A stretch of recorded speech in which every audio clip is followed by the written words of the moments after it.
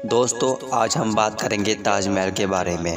जैसा ही हम भारत के आगरा शहर का नाम सुनते हैं, सबसे पहले हमारे जहन में ताजमहल ही आता है। सफ़ेद संगमरमर से बना ये महल असीस प्रेम की निशानी है।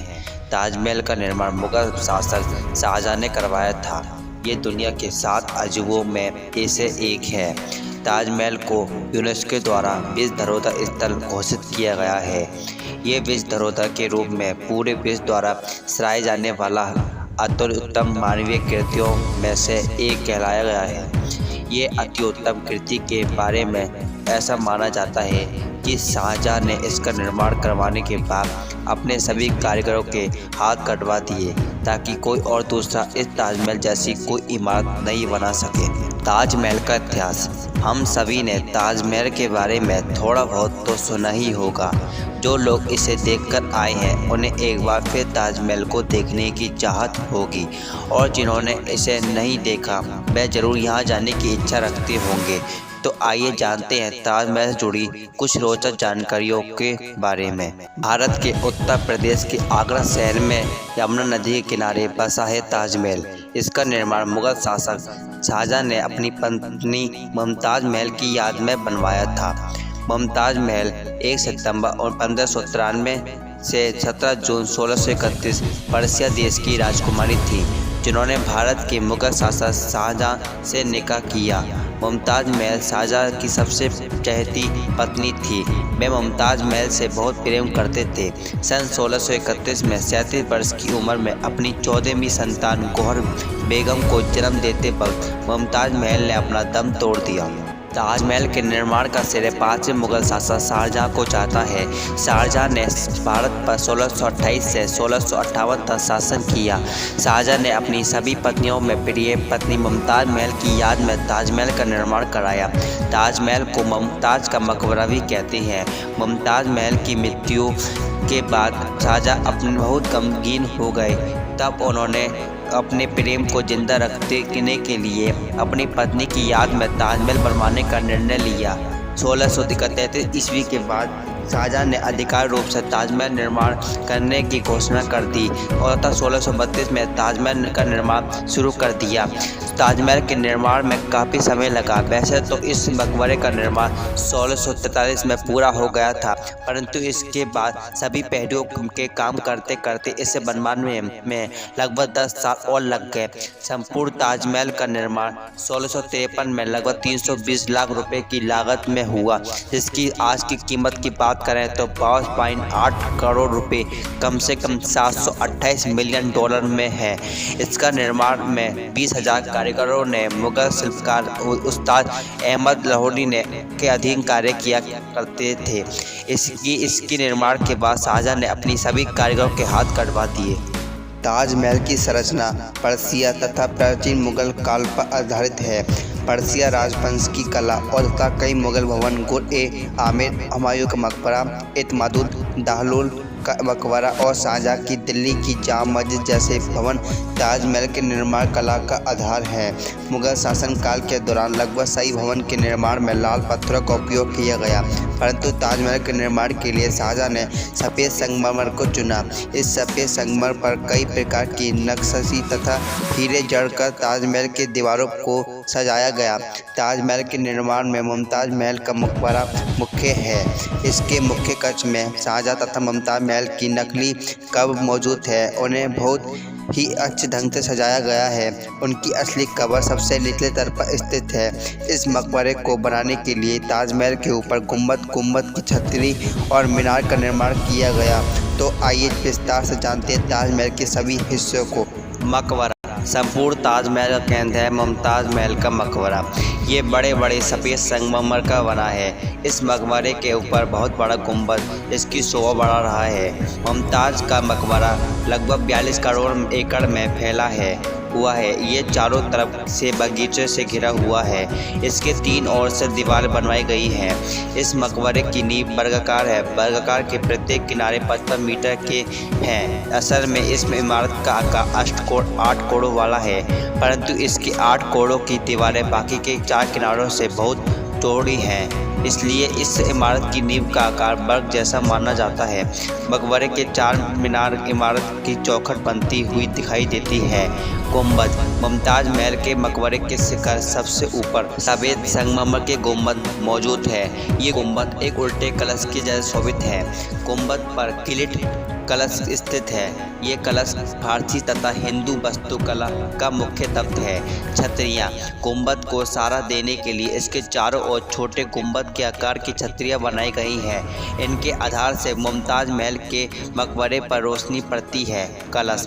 1800 ईस्वी में ताजमहल के शिखर गुंबद पर स्थित कलश सोने का बना हुआ था। इस कलश पर चंद्रमा की आकृति है, जिसकी ऊपरी आकृति ईश्वर की ओर इशारा करती है। चंद्रमा की आकृति तथा कलश की डोक मिलकर त्रिशूल का आकार बनाती है। ये त्रिशूल हिंदू मान्यता के भगवान शिव का चिन्ह को दर्शाता है। मीनार। ताजमहल के चारों कोनों पर 40 मीटर ऊंची 4 मीनारें हैं। जैसे मस्जिद में अजान देने के लिए मीनारें होती हैं, उसी प्रकार ताजमहल की मीनारों का भी निर्माण किया गया है।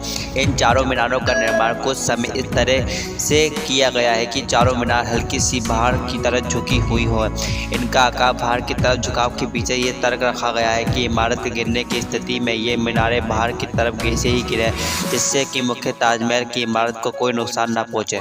जैसे ही आप ताजमहल के द्वार से ताजमहल में प्रवेश करते हैं, आप एक अलग ही शांति का अनुभव करते हैं। इसके द्वार पर बहुत ही सुंदर सुलेख है आत्मा, तू ईश्वर के पास विश्वास कर, ईश्वर के पास शांति के साथ रहे तथा उसी पूर्ण शांति तुझ पर बरसे। ताजमहल के मौजूद लेख टुलिप लिपि में लिखे गए हैं। इस लेख का श्रेय फारसी लिपिक अहमद खान को जाता है। ये लेख जैस्पर को संपित संगमर के फलकों में जड़ कर लिखा गया है। ताजमहल में लिखे लेख में कई सूरा वर्णित है। ये सूरा कुरान में मौजूद है। इस सूरा में कुरान की कई आयतें मौजूद हैं। भारी सजावट। ताजमहल बहुत ही सुंदर कृति है। ये मुगल वास्तुकला का अप्रतिम उदाहरण है। इसे विभिन्न नक्काशी और रत्नों को जड़कर निर्मित किया गया है। विश्व धरोहर। ताजमहल पूरे विश्व का सबसे पसंदीदा पर्यटन स्थलों में से एक है। यदि हर वर्ष लगभग 7 से 8 लाख पर्यटकों अपनी ओर आकर्षित करता है। ये भारत सरकार के पर्यटन से होने वाली आय का मुख्य स्रोत है। इसे देखने के लिए विश्व भर से कई देशों के लोग घूमने आते हैं। 2007 से नए 7 अजूबों में ताजमहल ने फिर एक बार अपनी जगह बनाई। अम्ल वर्षा एवं अम्ल वर्षा का प्रभाव। आजकल मानव जीवन पर तथा मानव निर्मित इमारतों पर एवं वर्षा का दुष्प्रभाव होने लगा है। ताजमहल भी इसके प्रभाव से अनछुआ भी नहीं रहा है। आइए जाने अम्ल वर्षा से होता क्या है। सामान्यतः पानी का pH मान 5.6 होता है, परंतु जब पानी में सल्फर तथा नाइट्रोजन के ऑक्साइड मिल जाते हैं, तब पानी का pH 5.6 से कम होने लगता है। इस स्थिति में जब वर्षा होती है, तब वर्षा का जल इन ऑक्साइडों के साथ रासायनिक क्रिया करता है तथा पानी के pH मान को घटाकर पानी में एसिड की मात्रा बढ़ा देता है, जो फिर अम्ल वर्षा का रूप ले लेती है। ताजमहल पर अम्ल वर्षा का प्रभाव।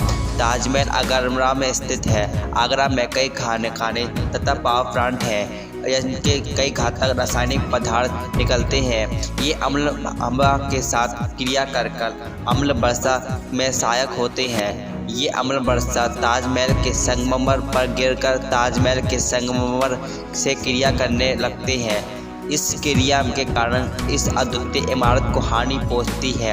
अम्ल वर्षा के कारण सफ़ेद संगमरमर पीला पड़ने लगता है, जिससे ताजमहल अपना सौंदर्य खोने लगता है। अतः अम्ल वर्षा के प्रभाव को रोकने के लिए अधिक मात्रा में पेड़ लगाने होंगे तथा कारखाने में आने वाले अम्लों को रोकना होगा। ताजमहल से जुड़ी अफवाह एवं सच। ताजमहल जुड़ी कुछ मिथ्य आज हम सच मान लेते हैं। हम यहाँ पर उन्हीं मिथ्य सच्चाई को बताने जा रहे हैं। अफवाह। ताजमहल बनाने वाले मजदूरों के हाथ काट दिए गए थे। सच्चाई। शाहजहां ने ताजमहल बनाने वाले मजदूरों के जिंदगी भर पगार देने का वादा किया और उन्हें काम न करने की सलाह दी थी एवं वे अपने वादे के अनुसार सही मजदूरों को पगार देते थे। अफवाह नंबर 2। ताजमहल का रंग बदलता रहता है। ऐसा कुछ नहीं है। सूरज की रोशनी से ताजमहल चमकने लगता है और रात में की रोशनी से ताजमहल का रंग बदला हुआ नजर आता है। ताजमहल पर विवाद। इलाहाबाद कोर्ट में ताजमहल के बंद कमरों को खोलने की याचिका दायर की गई, जिसमें यह कहा गया कि इसके 22 कमरे खुलवाए जाएं और उनकी सही तरीके से जांच की जाए। यह दायर याचिका में इस बात पर दावा किया गया कि वह इसमें हिंदू देवी देवताओं की मूर्ति है। आपको बता दें कि सूत्रों के हवाले से जो खबर सामने आई है उसके मुताबिक ये याचिका अयोध्या में बीजेपी के मीडिया प्रभारी की ओर से दायर की गई थी। याचिकाकर्ता ने एएसआई से सवाल करते हुए कहा कि कमरे क्यों बंद हैं, इसका कोई कारण है। उन्होंने यही सवाल मिनिस्ट्री ऑफ कल्चर से ही पूछा, जिसके जवाब में सुरक्षा कारण का मुद्दा निकल के आया। अब यही कारण है या इसके बंद होने का या फिर कुछ और, इसका पता याचिका की सुनवाई की जांच के दौरान ही पता लगेगा। ये थी आगरा जुड़ी बातें। अगर ऐसी वीडियो चाहिए आप तो हमारे चैनल को सब्सक्राइब करिए। धन्यवाद।